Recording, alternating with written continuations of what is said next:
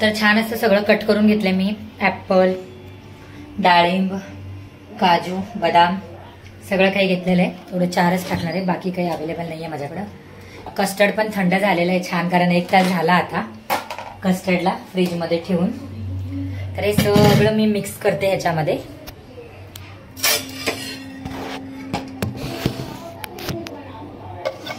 छान मी मिक्स करते ह्याच्यामध्ये सगळं, ह्या कस्टर्डमध्ये.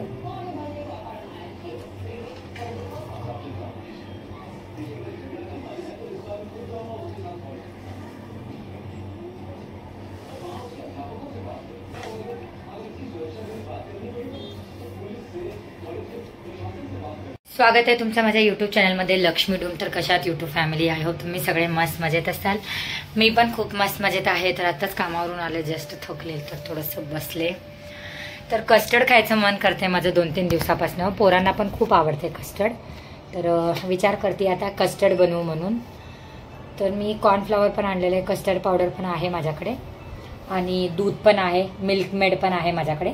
तर मी आधी हे सगळं करून घेते. दुधामध्ये छान दूध बॉईल आल्यानंतर मग त्याच्यामध्ये मिल्क मेड टाकून मग कस्टर्ड पावडरला वेगळं थोडंसं पाण्यामध्ये त्याला छान चमच्याने व्यवस्थित हलवून, त्याच्यात गाठ्या नसायला पाहिजे, आणि बॉईल दुधामध्ये एकदम हळूहळू कस्टर्ड टाकायचं, जेणेकरून ते छान थिकपणा येतो आणि खूप मस्त बनतंय.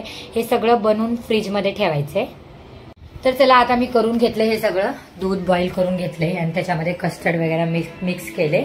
मिक्स करून छान असं माझ्याकडे पायनॅपल फ्लेवरचं व्हॅनिला एसेन्स आहे, हे व्हॅनिला एसेन्स. तर हे पायनॅपल फ्लेवरचं मी व्हॅनिला एसेन्स पण 2-3 ड्रॉप टाकले त्याच्यामध्ये. तर हे बघू शकता. आता मी ह्याच्यामध्ये ठेवले. खूप गरम आहे थोडंसं आता. एवढं थिक तर करायचं आहे आपल्याला, मिनिमम एवढा थिक असा. तर आता हे सगळं मी ह्याला आहे ना, खूप गरम आहे, तर आता थंड होण्यासाठी 1 तास बाहेर ठेवून देते. मग त्याच्यानंतर फ्रीजमध्ये ठेवून देते. छान असं गार व्हायला पाहिजे. आणि कस्टर्ड बनवण्यासाठी त्याच्यामध्ये आपण व्हेजिटेबल्स पण टाकू शकतो. सॉरी मी काय म्हणते मलाच कळत नाहीये. बरं, मी कुठे होते? हां, कस्टर्डमध्ये काय काय टाकू शकतो. तर कस्टर्ड एक फ्रूटचा बनतो, एक ड्रायफ्रूटचा बनतो. आपल्याला फ्रूट आवडतात आपण ते फ्रूट याच्यामध्ये ऍड करू शकतो.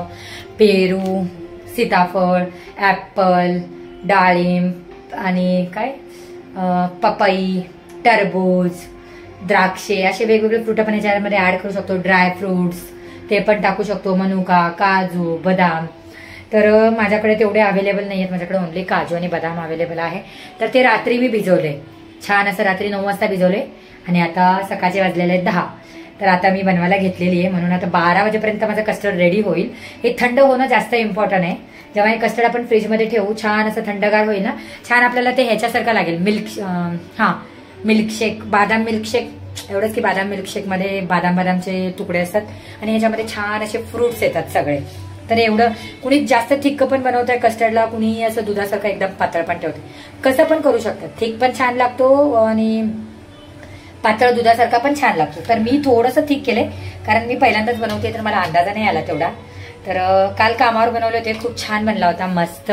तर दिसायला तर इतका छान दिसत होता, म्हणून म्हणलं की घरामध्ये आपण पण ट्राय करू कसं बनतंय म्हणून.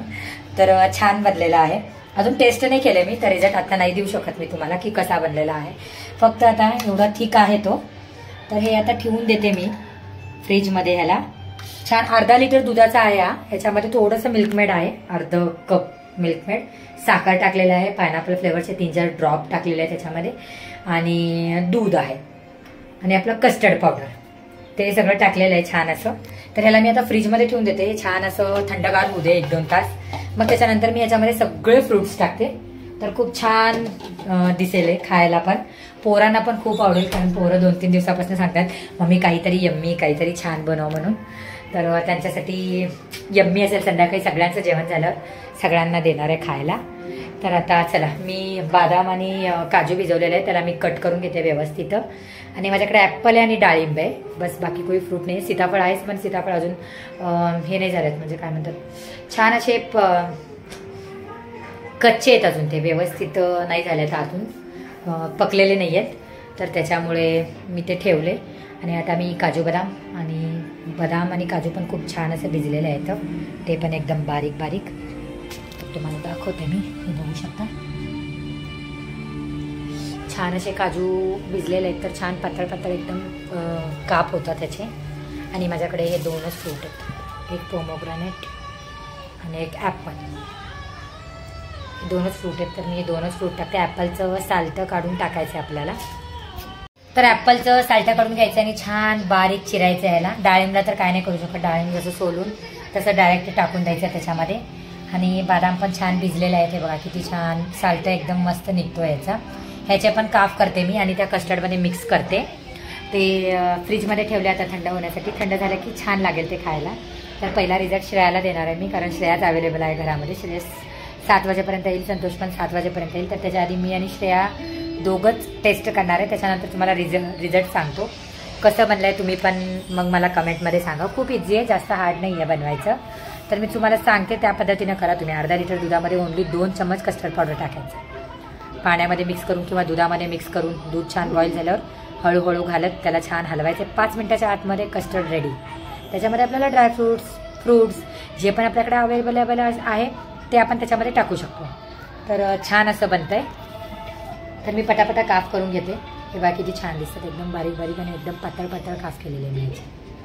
तर हे पटापटा करून घेते आणि मी ह्याच्यामध्ये टाकून देते कस्टर्डमध्ये. आता छान मिक्स करून घ्यायचं ह्याला. पूर्ण पातीलं भरलं हे सगळं टाकल्यानंतर. मस्त वाटायला लागलं, एकदम छान. डाळिंब टाकलं तर कलर मस्त येतं ह्याच्यामध्ये. आणि छान थंड पण झालेलं आहे.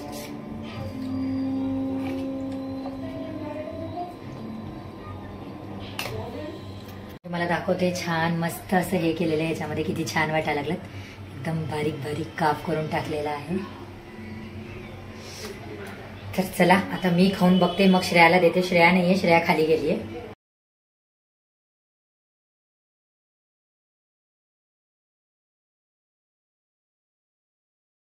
तर कस्टर्ड खूप छान होतं. सगळ्यांनी खाल्लं. काल रात्री खूप उशीर झालं मला कामावरून यायला. तर मी येण्याच्या आतमध्ये सगळे खाल्लेले होते. मग ह्यांचे एक्सप्रेशन मी दाखवू नाही शकले. सगळ्यांना खूप आवडलं, पोरांना वगैरे.